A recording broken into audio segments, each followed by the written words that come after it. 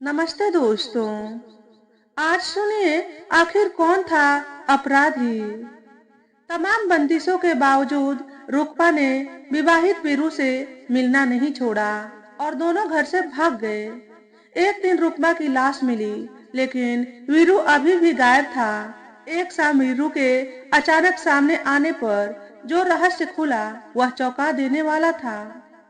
सांझ का धुंधलका गहराते ही मुझे भय लगने लगता है। घर के सामने ऊंची ऊंची पहाड़ियां जो दिन की रोशनी में मुझे बेहद भली लगती है, अंधेरा होते ही दानों के समान दिखती है। देवदार के ऊंचे वृक्षों की लंबी होती छाया मुझे डराती हुई सी लगती है। समझ में नहीं आता दिन की खूबसूरती रात में इतनी डरावनी क्यों लगती है। शायद यह डर मेरी नौकरानी रुकमा की अचानक मृत्यु होने से जुड़ा हुआ है। रुकमा को मरे हुए अब पूरा 1 माह हो चुका है। उसको भूल पाना मेरे लिए असंभव है। वह थी ही ऐसी। अभी तक उसके स्थान पर मुझे कोई दूसरी नौकरानी नहीं मिली है। वह मात्र 15 साल की थी, पर मेरी देखभाल ऐसे करती थी जैसे माँ हो या कोई घर की बड़ी। मेरी पसंद नापसंद का रुकमा को हमेशा ध्यान रहता था। मैं उसके ऊपर पूरी तरह आश्रित थी। ऐसा लगता था कि उसके बिना मैं पल भर भी नहीं जी पाऊंगी, पर समय सब कुछ सिखा देता है। अब रहती हूँ उसके बिना, पर उसकी याद में दर्द की टीस उठती रहती है। वह मनहूस दिन मुझे अभी भी याद है। रसोई घर का नल बहुत दिनों से टपक रहा था। उसकी मरम्मत के लिए मैंने वीरू को बुलाया और उसे रसोई घर में ले जाकर काम समझा दिया तथा रुकमा को देख रेख के लिए वही छोड़कर मैं अपनी आराम कुर्सी पर समाचार पत्र लेकर पसर गई। सुबह की भीनी भीनी धूप ने मुझे गर्माहट पहुंचाई और पहाड़ियों की ओर से बहने वाली बयार ने मुझे थपकी देकर सुला दिया था। अचानक झटके से मेरी नींद खुल गई। ध्यान आया कि नल मरम्मत करने आया वीरू अभी तक काम पूरा करके पैसे मांगने नहीं आया था। हाथ में बंधी घड़ी देखी तो उसे आए पूरा 1 घंटा हो चुका था। इतने लंबे समय तक चलने वाला काम तो था नहीं। फिर मैंने रुकमा को कई बार आवाज दी, पर उत्तर न पाकर कुछ विचित्र सा लगा, क्योंकि वह मेरी एक आवाज सुनते ही सामने आकर खड़ी हो जाती थी। मजबूर होकर मैं खुद अंदर पता लगाने गई। रसोई घर का दृश्य देखकर मैं चौंक गई। गैस बर्नर के ऊपर दूध उफन कर बह गया था, जिसके कारण लौ बुझ गई थी और गैस की दुर्गंध वहां भरी हुई थी। वीरू और रुकमा अपने में खोए खोए रसोई घर में बने रैक के सहारे खड़े होकर एक दूसरे को देख रहे थे। सहसा मुझे प्रवेश करते देख दोनों अचकचा गए। मैंने क्रोधित होकर दोनों को बाहर निकलने का आदेश दिया। नाक पर कपड़ा रखकर पहले बर्नर का बटन बंद किया, फिर मरम्मत किए हुए नल की टोटी की जांच की और बाहर आ गई। वीरू को पैसे देकर चलता किया और रुकमा को चाय नाश्ता लाने का आदेश देकर मैं फिर आराम कुर्सी पर आ बैठी। वातावरण में वही शांति थी, लेकिन रसोई घर में देखा दृश्य मेरे दिलो दिमाग पर अंकित हो गया था। रुकमा चाय की ट्रे सामने तिपाई पर रखने के लिए जैसे ही मेरे सामने झुकी तो मैंने नजरें उठाकर पहली बार उसे भरपूर नजर से देखा। मेरे सामने एक बेहद सुंदर युवती खड़ी थी। वह छोटी सी बच्ची जिसे मैं कुछ साल पहले लेकर आई थी, जिसे मैं जानती थी, वह कहीं खो गई थी। मेरा ध्यान ही नहीं गया था कि उसमें इतना बदलाव आ गया था। मेरी दी हुई गुलाबी साड़ी में उसकी त्वचा एक अनोखी आभा से दमक रही थी। उसकी खूबसूरती देखकर मुझे ईर्ष्या होने लगी। मैंने चाय का घूंट जैसे ही भरा, मुंह कड़वा हो गया। वह चीनी डालना भूल गई थी। वह चाय रखने के बाद हमेशा की तरह मेरे पास न बैठकर अंदर जा ही रही थी कि मैंने रोक लिया और कहा, रुकमा, यह क्या? चाय बिल्कुल फीकी है और मेरा नाश्ता। बिना कुछ कहे वह अंदर गई और चीनी का बर्तन लाकर मेरे हाथ में थमा दिया। मैंने फिर टोका। रुकमा, नाश्ता भी लाओ। कितनी देर हो गई है, भूल गई कि मैं खाली पेट चाय नहीं पीती। वह फिर से अंदर गई और बिस्कुट का डब्बा उठा लाई और मुझे पकड़ा दिया। मैंने चिढ़ कर कहा, रुकमा, मुझे बिस्कुट नहीं चाहिए। सवेरे नाश्ते में तुमने कुछ तो बनाया होगा, जाकर लाओ। वह अंदर चली गई। बहुत देर तक जब वह वापस नहीं लौटी तो मैं चाय वहीं छोड़कर उसे देखने अंदर गई कि आखिर वह बना क्या रही है। वह रसोई घर में जमीन पर बैठी धीरे धीरे सब्जी काट रही थी। उसका ध्यान कहीं और था। मेरे आने की आहट भी उसे सुनाई नहीं दी। कुछ ही घंटों में उसमें इतना अंतर आ गया था। पल भर के लिए चुप न रहने वाली रुकमा ने अचानक चुप्पी साध ली थी। रोज मैं उसे अधिक बोलने के लिए लताड़ लगाती थी, पर आज मुझे उसका चुप रहना बुरी तरह अखर रहा था। सिर से पानी गुजरा जा रहा था। मैंने उससे दो टूक बात की। रुकमा, जब से वह सड़क छाप छोकरा वीरू नल ठीक करने आया, तुम एकदम लापरवाह हो गई हो। क्या कारण है? मेरे बार बार पूछने पर भी उसका मुंह नहीं खुला, मानो सांप सूंघ गया हो। उसके इस तरह खामोश होने से दुखी होकर मैंने उस वीरू के बारे में जानकारी हासिल की तो पता चला कि वह विवाहित है तथा दो छोटे बच्चे भी हैं। यह भी पता चला कि वह और रुकमा अक्सर सब्जी की दुकान में मिला करते हैं। मुझे रुकमा का विवाहित वीरू से इस तरह मिलने की बात सुनकर बहुत बुरा लगा। यह मेरी प्रतिष्ठा का प्रश्न था। उसकी बदनामी के छींटे मेरे ऊपर भी गिर सकते थे। मैं रुकमा को बुलाकर डांटने का विचार कर ही रही थी कि गेट के बाहर जोर जोर से बोलने की आवाज सुनाई दी। देखा, एक बूढ़ा व्यक्ति मैले कुचैले कपड़ों में अंदर आने की कोशिश कर रहा है और चौकीदार उसे रोक रहा है।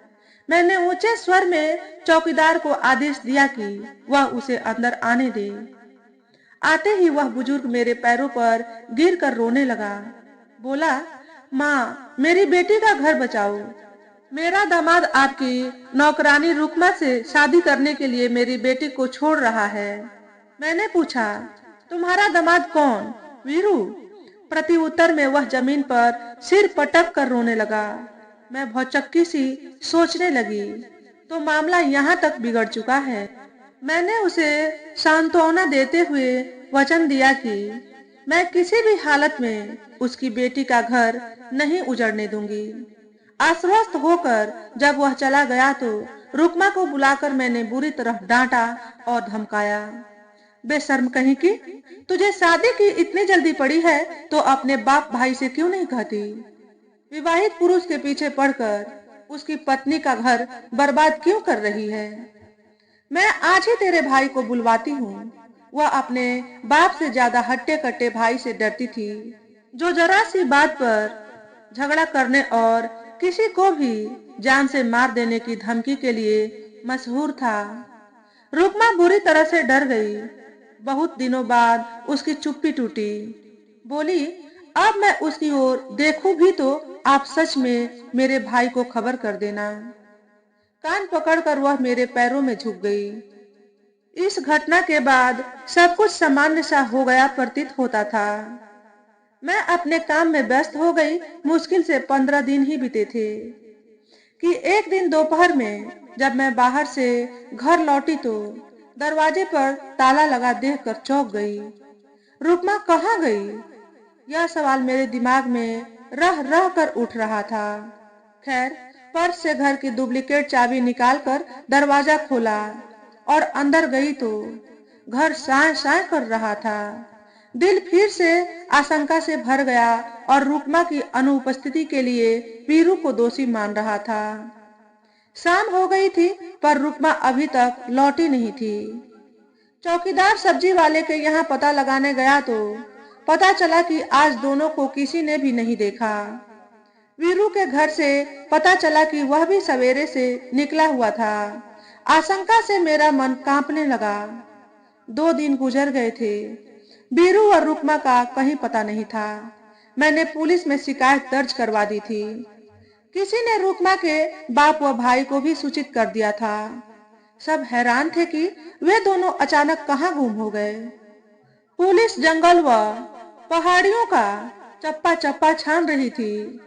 उधर रुकमा का भाई अपने हाथ में फसल काटने वाला चमचमाता हंसिया लिए घूमता दिखाई दे रहा था। 1 सप्ताह बाद मुझे पुलिस ने एक स्त्री की छत बिछित लाश की शिनाख्त करने के लिए बुलवाया, जो कि पहाड़ियों के पास जंगली झाड़ियों के झुरमुट में पड़ी मिली थी। लाश के ऊपर की नीली साड़ी मैं तुरंत पहचान गई, जो कि रुकमा ने मेरे घर से जाते समय चुरा ली थी। मुझे लाश पहचानने में तनिक भी समय नहीं लगा कि वह रुकमा ही थी। रुकमा का मृत शरीर मिल गया था, पर बीरू का कहीं पता नहीं था और उसका भाई अब भी हंसिया लिए घूम रहा था। चौकीदार ने बताया कि पहाड़ी लोग अपने घर परिवार को कलंकित करने वाली लड़की या स्त्री को निश्चित रूप से मृत्युदंड देते हैं। साथ ही वह उसके प्रेमी को भी मार डालते हैं, जिसके कारण उनके घर की स्त्री रास्ता भटक जाती है। मुझे दुख था रुकमा की मृत्यु का। उससे भी अधिक दुख था मुझे कि मैं बीरू की पत्नी का घर बचाने में असमर्थ रही थी। मैं बार बार यही सोचती कि आखिर वीरू गया कहाँ। मैं इसी उधेड़-बुन में एक शाम रसोई घर में काम कर रही थी कि पिछवाड़े किसी के चलने की पदचाप सुनाई दी। सांस रोककर कान लगाया तो फिर से किसी के दबे पैरों की पदचाप सुनाई दी। हिम्मत बटोरकर जोर से चिल्लाई, कौन है? क्या काम है? सामने आओ, नहीं तो पुलिस को फोन करती हूँ। रसोई घर के पिछवाड़े की ओर खुलने वाली खिड़की के सामने जो चेहरा नजर आया, उसे देखकर मेरे मुंह से मारे खुशी के आवाज निकल गई, तुम जीवित हो? वह वीरू था। फटेहाल बदहवास चेहरा मेरे घर के पिछवाड़े में घने पेड़ों के बीच छिपा हुआ था। किसी ने भी मेरे घर के पीछे उसे नहीं खोजा था। वह डर के मारे बुरी तरह कांप रहा था। मुझे आश्चर्य हुआ कि मेरे चौकीदार की चौकन्नी आंखों से वह कैसे बचा रहा। मुझे भी उस पर बहुत गुस्सा आ रहा था। उसने नल ठीक करने के साथ रुकमा को बिगाड़ दिया था। मन करने लगा कि लगाऊं उसे 2-4 थप्पड़, पर उसकी हालत देखकर मैंने क्रोध पर काबू पाना ही उचित समझा। पिछवाड़े का दरवाजा खोलकर उसे रात के धूप अंधेरे में चुपचाप अंदर बुला लिया, क्योंकि मुझे उसकी पत्नी व बच्चों को उनका सहारा लौटाना था। मैंने उसे खाने को दिया और वह उस पर टूट पड़ा। उसका खाना देखकर लगा कि भूख भी क्या चीज है। बीरू के खाना खा लेने के बाद मैंने उससे कहा, तुमने यह बहुत घिनौना काम किया है कि विवाहित होकर भी एक कुंवारी लड़की को अपने जाल में फंसाया। तुम्हारे कारण ही उसकी हत्या हुई है।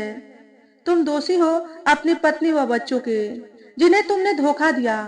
तुमने तो रुकमा से कई अधिक बड़ा अपराध किया है। तुम्हारे साथ मुझे जरा भी सहानुभूति नहीं है, पर मैं मजबूर हूँ तुम्हारी रक्षा करने के लिए, क्योंकि मैंने तुम्हारी मासूम पत्नी के पिता को वचन दिया है कि उसकी बेटी का घर मैं कदापि उजड़ने नहीं दूंगी। ऐसा कहते हुए मैंने उसे रसोई घर के भंडार गृह में बंद कर ताला लगा दिया। वीरू, रुकमा तथा उसका भाई तीनों अपराधी थे, लेकिन इनके अपराध की सजा वीरू की पत्नी व बच्चों को नहीं मिलनी चाहिए। करे कोई भरे कोई, इन्हें न्याय दिलवाना ही होगा। तो इसके लिए मुझे वीरू की रक्षा करनी होगी। मुझे वीरू से पता चला कि रुकमा की हत्या के अपराध में उसके जिस भाई को पुलिस ढूंढ रही थी, वह उसके घर में घात लगाए उसकी बीवी व बच्चों को बंधक बनाकर छिपा बैठा था। इस रहस्य को केवल वही जानता था, क्योंकि रात के अंधेरे में जब वह अपने बीवी बच्चों से मिलने गया था तो तब उसने उसको वहां छिपा हुआ देखा था। वीरू को सुरक्षित ताले में बंद कर मैं आश्वस्त हो गई और फिर तुरंत ही रुकमा के भाई को सजा दिलवाने के लिए मैंने पुलिस को फोन द्वारा सूचित कर दिया। यही एक रास्ता था मेरे पास अपना वचन निभाने का और वीरू की पत्नी व बच्चों का सहारा लौटाकर घर बचाने का, उन्हें न्याय दिलाने का। मेरी शिकायत पर पुलिस रुक्मा के भाई को पकड़ कर ले गई। मैंने ताला खोलकर वीरू को बाहर निकाल कर कहा, जाओ अपने घर निश्चिंत होकर जाओ। अब तुम्हें रुक्मा के भाई से कोई खतरा नहीं है, वह जेल में बंद है। वीरू ने अपने घर जाने से साफ मना कर दिया। वह अब भी भयभीत दिखाई दे रहा था। मेरा माथा ठनका, रहस्य और अधिक गहराता जा रहा था। मैंने उससे बार बार पूछा तो वह चुप्पी साधे बैठा रहा। मैं क्रोध से चीखी, आखिर अपने ही घर में तुम्हें किससे भय है? मैं तुम्हें सदा के लिए यहाँ छिपाकर नहीं रख सकती। अगर तुमने सच बात नहीं बताई तो मैं तुम्हें भी पुलिस के हवाले कर दूंगी, क्योंकि सारी बुराई की जड़ तो तुम ही हो। वह हकलाता हुआ बोला, माँ जी किसी से मत कहिएगा, मेरे बच्चे बिन माँ के हो जाएंगे। मेरी पत्नी ने मेरे ही सामने रुक्मा की हत्या की थी और अब वह मेरे खून की भी प्यासी है। मुझे यही छिपा लो। कहते हुए वह फपक फपक कर रोने लगा। तो दोस्तों, आज के वीडियो में बस इतना ही। अगर हमारे द्वारा बताई गई कहानी थोड़ी सी भी अच्छी लगी हो तो वीडियो को लाइक और शेयर करें। चैनल पर पहली बार आए हो तो चैनल को सब्सक्राइब करके बेल नोटिफिकेशन को ऑल पर सेट कर लें, ताकि आपको ऐसे ही अच्छे अच्छे वीडियो देखने को मिले। हमेशा खुश रहें, हमेशा स्वस्थ रहें। वीडियो देखने के लिए आपका बहुत बहुत धन्यवाद।